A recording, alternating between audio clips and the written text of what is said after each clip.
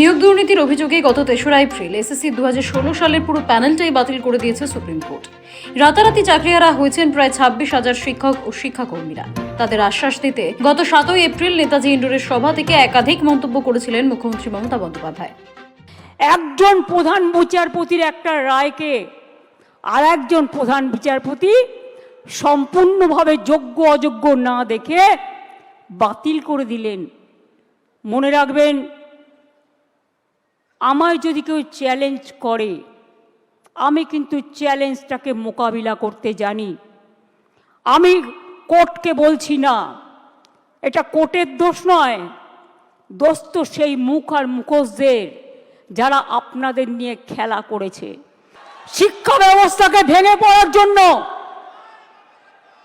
ভেঙে ফেলে দেওয়ার জন্য, শিক্ষা ব্যবস্থাকে ভেঙে ফেলার জন্য একটা চক্রান্ত চলছে, একটা পরিকল্পনা চলছে।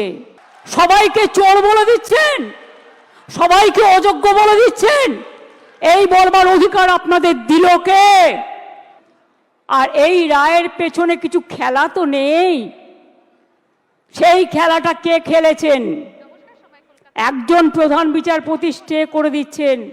আমরা তো মনে করি আইনের সম্মান একজন যেটা করে, উচ্চ আদালতের সর্বোচ্চ আদালত ন্যায় দেবেন, এটাই আমরা আশা করি।